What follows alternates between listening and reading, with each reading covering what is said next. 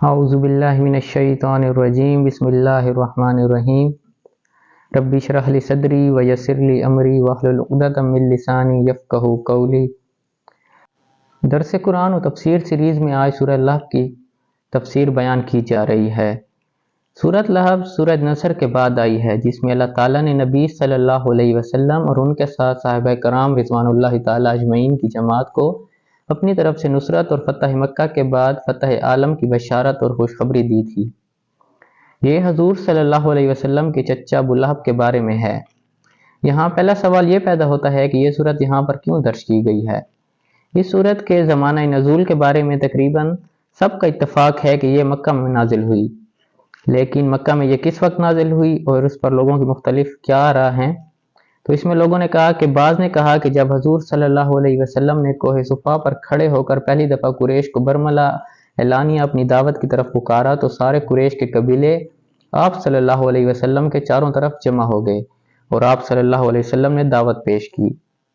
اس پر ابو لہب نے کہا، تم برباد ہو، تمہارے ہاتھ ٹوٹ جائیں، کیا تم نے اسی کے لیے ہمیں بلایا تھا؟ اسی کے جواب میں یہ صورت نازل ہوئی۔ اور ایک رائے یہ بھی ہے کہ جب حضور صلی اللہ علیہ وسلم اور آپ صلی اللہ علیہ وسلم کے ساتھیوں پر قریش کے مظالم اس حد تک بڑھ گئے کہ آپ صلی اللہ علیہ وسلم کو شیب ابی طالب میں محصور کر دیا گیا اور آپ صلی اللہ علیہ وسلم کا سوشل بائیکاٹ کر دیا گیا، تو آپ صلی اللہ علیہ وسلم کو خرید و فروخت کرنے سے منع کر دیا گیا اور حضور صلی اللہ علیہ وسلم اور آپ صلی اللہ علیہ وسلم کے ساتھی مرد، عورتیں اور بچے سب بھوک سے پریشان رہے، تو اس وقت یہ صورت نازل ہوئی۔ اس سوشل بائیکاٹ میں ابو لہب کا بہت نمایاں حصہ تھا۔ بعض مفسرین کے نزدیک یہ دراصل ہجرت سے کچھ پہلے کی صورت ہے۔ اس سورہ میں اگرچہ ابو لہب کا ذکر ہے، لیکن فی الواقع یہ حضور صلی اللہ علیہ وسلم کے دشمنوں کی تباہی اور ہلاکت اور بربادی کی بشارت ہے، جو حضور صلی اللہ علیہ وسلم اور آپ صلی اللہ علیہ وسلم کے ساتھیوں کو دی گئی۔ جب حضور صلی اللہ علیہ وسلم نے مکہ فتح کیا تو آپ صلی اللہ علیہ وسلم نے خانہ کعبہ کے دروازے پر کھڑے ہو کر ایک خطبہ دیا، جس کے چند جملے بہت معروف ہیں، جو حج کے موقع پر بھی بار بار پڑھے جاتے ہیں۔ جب حضور صلی اللہ علیہ وسلم صفا کی چوٹی پر چڑھے تو یقیناً آپ صلی اللہ علیہ وسلم کے ذہن میں 23 سال پہلے کا وہ منظر ضرور ہوگا کہ جب آپ صلی اللہ علیہ وسلم ایک اور تنہا وہاں کھڑے تھے۔ آپ صلی اللہ علیہ وسلم کا مذاق اڑایا جا رہا تھا، کوئی ماننے کو تیار نہیں تھا۔ سارے سردار آپ صلی اللہ علیہ وسلم کی مخالفت پر کمر بستہ تھے، جبکہ اب سرنگوں ہو چکے تھے۔ جب حجۃ الوداع کے موقع پر آپ صلی اللہ علیہ وسلم کوہ صفا پر چڑھے تو اس وقت بھی آپ صلی اللہ علیہ وسلم نے یہ الفاظ دہرائے، اور سارے حاجی جب کوہ صفا پر چڑھتے ہیں تو یہ الفاظ دہراتے ہیں۔ ایسے بھی عرفات کے میدان میں اور منع میں ان الفاظ کے ذکر کی تاکید کی گئی ہے، اور یہ سنت بھی ہے، اور وہ یہ الفاظ ہیں: لا الہ الا اللہ وحدہ صدق وعدہ ونصر عبدہ وہزم الاحزاب وحدہ۔ اللہ کے علاوہ کوئی الہ نہیں، اس نے اپنے وعدے کو سچ کر دکھایا اور اس نے اپنے بندے کی مدد فرمائی، اور اکیلے اس نے سارے مخالفین کو شکست دے دی اور تباہ و برباد کر دیا۔ اس میں نصر عبدہ یعنی اپنے بندے کی مدد کی، دراصل سورہ نصر میں اس کی بشارت تھی، اور اللہ تعالیٰ نے جس طرح مشرکین کو تباہ و برباد کیا، یہ سورۃ لہب میں ہے۔ اس لحاظ سے یہ سورت سورہ نصر کے بعد آئی ہے، جو کہ فتح و نصرت کی بشارت تھی۔ یہ اسی کا ایک حصہ ہے جس میں آپ صلی اللہ علیہ وسلم کے مخالفین کی تباہی اور بربادی کی بشارت آپ صلی اللہ علیہ وسلم کو دی گئی۔ اس لحاظ سے یہ مکہ کے سخت دور میں نازل ہوئی یا ہجرت سے کچھ پہلے۔ اس بشارت کی تکمیل غزوہ بدر کے موقع پر بدر کے میدان میں ہوئی۔ اس سورت کی پہلی آیت تبت یدا ابی لہب وتب ما اغنی عنہ مالہ وما کسب۔ ٹوٹ گئے ابو لہب کے ہاتھ اور نامراد ہو گیا وہ، اس کا مال اور جو کچھ اس نے کمایا وہ اس کے کسی کام نہ آیا۔ تبا کے لفظ عربی زبانی میں کئی معنوں میں آتا ہے، ہلاکت، تباہی، نقصان اور گھاٹے کے معنوں میں بھی آتا ہے، اور ذلت اور نامرادی کے معنوں میں بھی آتا ہے۔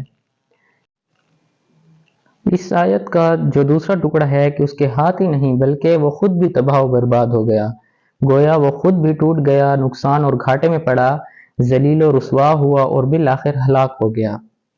ہاتھ کا لفظ اردو میں بھی اور عربی زبان میں بھی زور اور قوت کے لیے استعمال ہوتا ہے، جیسے کہ میں نے زور بازو سے یہ کام کیا، یہ ہم محاورتاً استعمال کرتے ہیں، اور بازو ٹوٹ جانا، قوت ختم ہو جانے کے معنوں میں بھی آتا ہے۔ इस तरीके से हाथ का लफ्ज़ मदद करने वालों और अपने दोस्तों के लिए भी इस्तेमाल होता है। वो मेरा दस्ते रास्त था या वो मेरा दस्ते बाजू था, वो मेरा सीधा हाथ था यानी वो मेरा ज़बरदस्त मदद करने वाला था, मेरा मुशीर था, मेरे साथ काम करने वाला था। उर्दू में ये मुहावरतन इस्तेमाल होता है। अरबी के अंदर भी ये मुहावरा इस्तेमाल हुआ है। वो लोग जो अंसार, मदद करने वाले या मददगार और दोस्त हों, वो भी हाथ के नाम से पुकारे जाते हैं। अरबी मुहावरे में ये मानी भी होते हैं कि हाथ टूट गए। हाथ ही आदमी की कुव्वत और काम की अलामत होते हैं। अगर दुश्मन से मुकाबले में कहा जाए कि हाथ टूट गए तो उसके मानी ये होंगे कि वो मुकाबले से आजिज आ गया और वो मुकाबला ना कर सका। इसलिए वह तब के मानी हुए कि जोर भी टूट गया और उसके जो साथी थे वो भी ख़त्म हो गए और वो खुद भी हलाक व बर्बाद हो गया। अब यहाँ पर सवाल ये पैदा होता है कि अबू लहब का नाम लेकर ये बात क्यों कही जा रही है। बाज़ लोगों ने कहा है कि यह बद्दुआ और उसका तर्जुमा ये है कि टूटे उसके हाथ और वो बर्बाद हो जाए। ये तर्जुमा भी हो सकता है। बाज़ लोग कहते हैं कि यह दरअसल अबू लहब की मज़म्मत और तज़लील है, लेकिन कुरान मजीद ने हुज़ूर सल्लल्लाहु अलैहि वसल्लम के किसी भी मुखालिफ का नाम नहीं लिया और कभी नाम लेकर मज़म्मत नहीं की या बद्दुआ नहीं दी, तो फिर ये आखिर अबू लहब का नाम क्यों लिया गया। बिलअमूम कुरान मजीद ने उन लोगों के नाम नहीं लिए जो अंबिया अलैहिस्सलातु वस्सलाम के मुखालिफ थे, अगरचे वो सरदार रोज जोरावर लोग थे। फिरौन जैसे कि कारून, हामान, इब्राहीम अलैहिस्सलाम के वालिद आज़र, ये चंद नाम हैं जिनका तस्करा मिलता है। अलबत्ता हुज़ूर सल्लल्लाहु अलैहि वसल्लम की पूरी सीरत कुरान पाक के अंदर बयान की गई है और बार बार आप सल्लल्लाहु अलैहि वसल्लम के मुखालिफिन का जिक्र आता है, उनके एतराज़ात का, उनकी तनकीद का, उनकी सिफ़ात का, उनकी दुनिया परस्ती और मुखालफत वगैरह सब का जिक्र आता है, लेकिन उनका नाम नहीं आता। जैसा कि मैंने सूरह काफ़िरून की तशरीह में भी वाज़ेह किया था कि अल्लाह ताला ने ए काफ़िरो कह कर कहीं भी हमें खिताब नहीं किया सिवा इस एक मकाम के। इसी तरह पूरे कुरान मजीद में किसी दुश्मन रसूल सल्लल्लाहु अलैहि वसल्लम का नाम नहीं लिया गया सिवाय अबू लहब के, और वो भी इसी सूरत के अंदर लिया गया है क्योंकि अबू लहब हुज़ूर सल्लल्लाहु अलैहि वसल्लम का चचा था और बाज़ रिवायात के मुताबिक वो हकीकी चचा था, यानी माएँ तो बहुत थीं लेकिन ये उस माँ से था जिस माँ से हुज़ूर सल्लल्लाहु अलैहि वसल्लम के वालिद अब्दुल्ला थे। इस लिहाज से ये हुज़ूर सल्लल्लाहु अलैहि वसल्लम का हकीकी चचा था और कुरैश में ऊंचे मनसब पर फाइज था। कुरैश ने एक निज़ाम बनाया था जिसमें मुख्तलिफ महकमे कायम किए थे और मुख्तलिफ लोगों को मुख्तलिफ महकमे मिलते थे। एक शोबा नदवा था जिसका शूरा या पार्लियामेंट की तरफ से एक इंचार्ज होता था। एक के पास झंडा रहता था, एक खाने पिलाने का इंचार्ज था जिसे आज की इस्तिलाह में हम वजारत खुराक कह लें, और एक के पास खजाने की कुंजी होती थी। अबू लहब के पास खजाने की कुंजी रहती थी, चुनाचा कुरैश की जो भी रियासत थी वो उसका वजीर खजाना था और पूरा खजाना जो खाना काबा में महफूज था उसकी तहवील में था।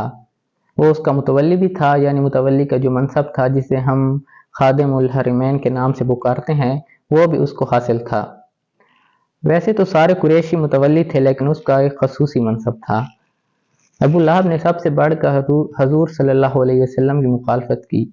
अगरचे अबू जहल और अबू सुफियान ने भी मुखालफत की और उनकी मुखालफत भी कोई कम नहीं थी, लेकिन अबू लहब की मुखालफत तो पहले दिन ही से शुरू हो गई थी जब हुज़ूर सल्लल्लाहु अलैहि वसल्लम ने कोई सफ़ा पर खड़े होकर लोगों को पुकारा था। वाक़या ये है कि आप सल्लल्लाहु अलैहि वसल्लम ने एक कबीले का नाम लेकर पुकारा और सब जमा हो गए, कोई पीछे नहीं रहा। ये आप सल्लल्लाहु अलैहि वसल्लम की दियानत और अमानत और आप सल्लल्लाहु अलैहि वसल्लम का वक़ार और इज़्ज़त थी कि लोग आप सल्लल्लाहु अलैहि वसल्लम की पुकार पर दौड़े चले आए। फिर आप सल्लल्लाहु अलैहि वसल्लम ने कहा कि अगर मैं कहूँ कि इस पहाड़ी के पीछे एक लश्कर है जो हमला करने वाला है तो क्या तुम मेरी बात का यकीन करोगे। तो लोगों ने कहा कि ज़रूर यकीन करेंगे क्योंकि हमने आप सल्लल्लाहु अलैहि वसल्लम को हमेशा सच्चा पाया है। कोई आप सल्लल्लाहु अलैहि वसल्लम ने अपनी बुलंदी, किरदार और सदाकत दोनों का दाई के तौर पर एतराफ़ करवा लिया। फिर कहा कि मैं तुम्हें एक अजाब से डराता हूँ जो अल्लाह ताला ने तुम्हारे सर पर खड़ा कर रखा है। इस पर सबसे आगे बढ़कर अबू लहब ने मुखालफत की और कहा कि आप सल्लल्लाहु अलैहि वसल्लम बर्बाद और हलाक हों। क्या हमें इसीलिए जमा किया था कि हमें ये बात कहो। इसके अलावा एक रिवायत ये भी है कि उसने मारने के लिए भी एक पत्थर उठाया, फिर वो हमेशा आप सल्लल्लाहु अलैहि वसल्लम के पीछे पीछे लगा रहता था। एक और रिवायत में ये भी है कि हुज़ूर सल्लल्लाहु अलैहि वसल्लम खड़े होकर तकरीर कर रहे थे کہ قولوا لا الہ الا اللہ تفلحون، تم لا الہ کہہ دو تو کامیاب ہو جاؤ گے۔ وہاں بھی یہ آپ صلی اللہ علیہ وسلم کی تقریر کے دوران اسی طرح مٹی پھینک رہا تھا اور نعرے لگا رہا تھا اور لوگوں کی توجہ ہٹانے کی کوشش کر رہا تھا۔ ایک روایت یہ بھی ہے کہ وہ پتھر مار رہا تھا اور آپ صلی اللہ علیہ وسلم کا خون آپ صلی اللہ علیہ وسلم کی ایڑیوں تک پہنچ رہا تھا۔ یہ اس کی مخالفت کا عالم تھا۔ اس کے گھر کی دیوار حضور صلی اللہ علیہ وسلم کی گھر کی دیوار سے ملی ہوئی تھی۔ اس نے پڑوسی کی حیثیت سے بھی آپ صلی اللہ علیہ وسلم کو اذیت پہنچانے میں کبھی کوئی کمی نہ کی۔ کبھی آپ صلی اللہ علیہ وسلم کے گھر میں گندگی پھینک دی، اگر کھانا پک رہا ہے تو اس کے اوپر کچھ پھینک دیا۔ یہ حرکتیں بھی اس کے گھر سے جاری رہتی تھی۔ اس کے دو بیٹے تھے، عتبہ اور عتیبہ۔ ان دونوں کا نکاح حضور صلی اللہ علیہ وسلم کی صاحبزادی ام کلثوم اور رقیہ رضی اللہ تعالی عنہا سے ہوا تھا۔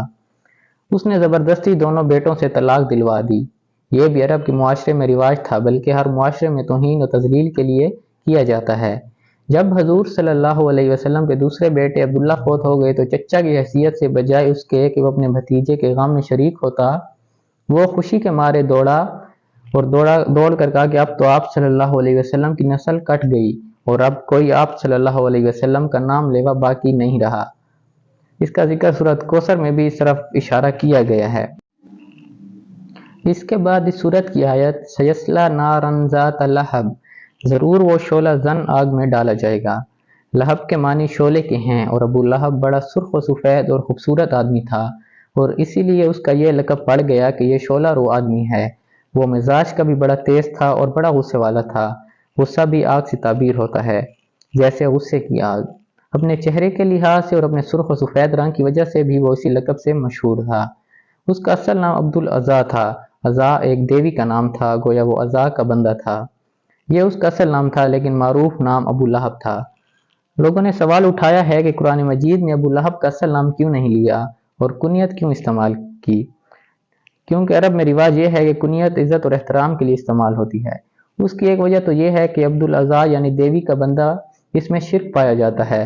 علماء کی رائے میں قرآن مجید نے اس کو پسند نہیں کیا کہ ایک ایسا نام جس میں صاف اور واضح شرک موجود ہے اس کو قرآن مجید میں اسی طرح درج کیا جائے۔ دوسری بات یہ ہے کہ ابو لہب کا قافیہ ملتا ہے نارن ذات لہب سے۔ اس میں جو زور ہے اور اس میں جو منظر کشی ہوتی ہے وہ کسی دوسرے لفظ سے نہیں ہو سکتی کہ ایک آدمی کا جو شعلہ روح ہے وہ اپنے اعمال کی وجہ سے انہی شعلوں سے جا گرے گا۔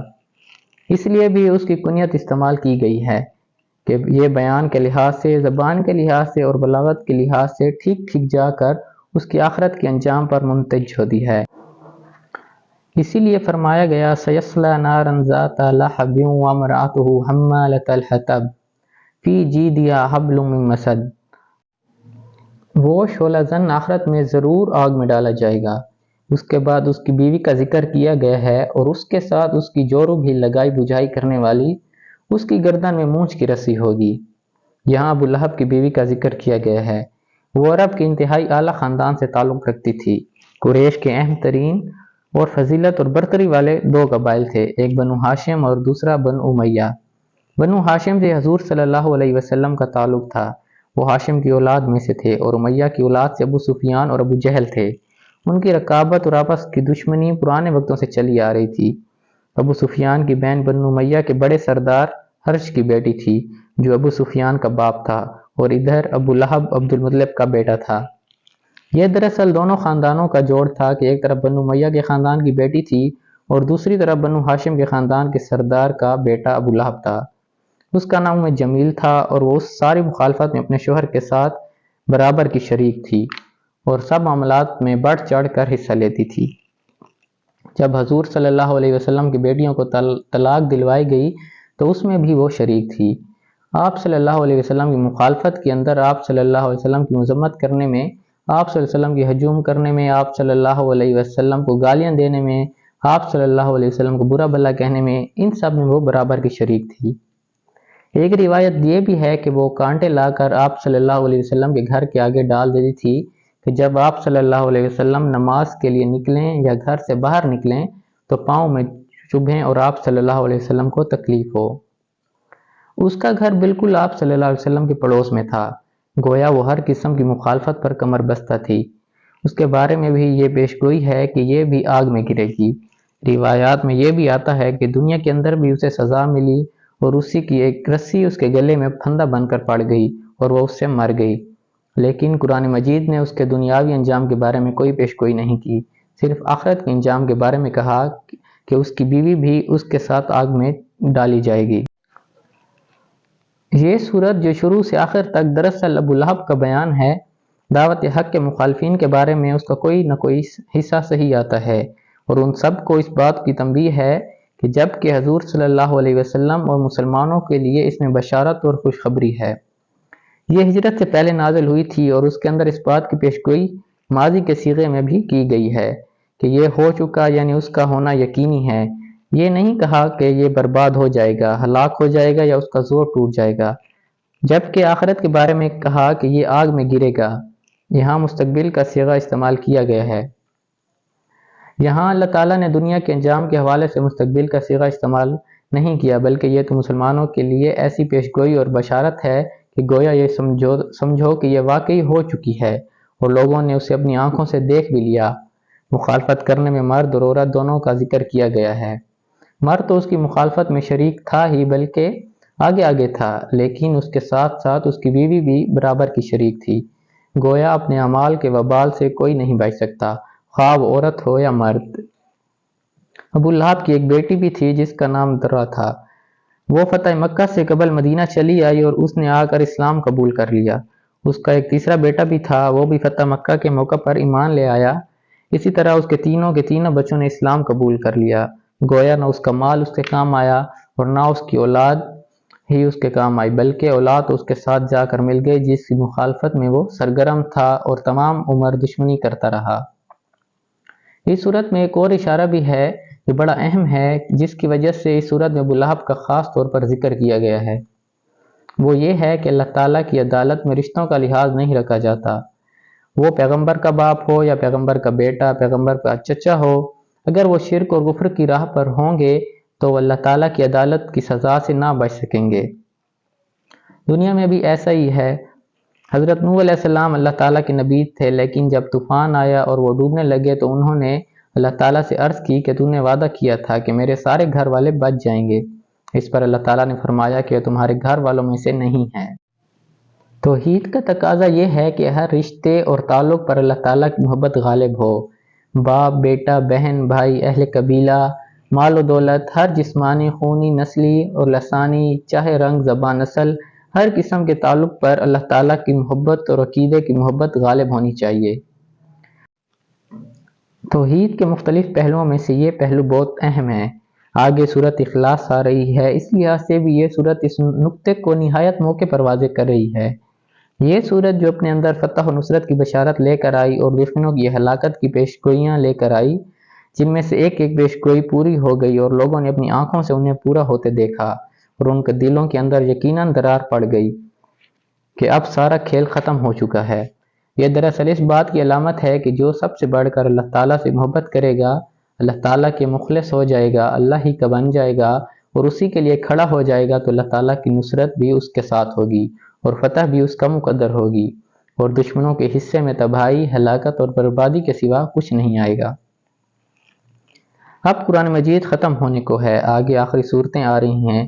اس موقع پر اس صورت کا آنا اس بات کی تعلیم ہے کہ توحید اس حد تک ہونی چاہیے کہ آدمی اللہ تعالیٰ کی خاطر سب کچھ چھوڑ دے، سب محبتوں پر اللہ تعالیٰ کی محبت غالب ہو، اور اللہ تعالیٰ کے اس وعدے پر یقین رکھے کہ اہل ایمان ہی غالب آئیں گے۔ جس نے اس طرح سے اپنے آپ کو اللہ تعالیٰ کے ساتھ جوڑ لیا تو یقیناً اللہ تعالیٰ بھی اپنا وعدہ ضرور پورا کرے گا، دنیا میں اس کے دشمنوں کو تباہ و برباد کر دے گا اور بالآخر حق غالب آ کر ہی رہے گا۔ تو اللہ تعالیٰ سے دعا ہے کہ اللہ تعالیٰ حسن عمل کی توفیق عطا فرمائے۔ وما علینا الا البلاغ المبین۔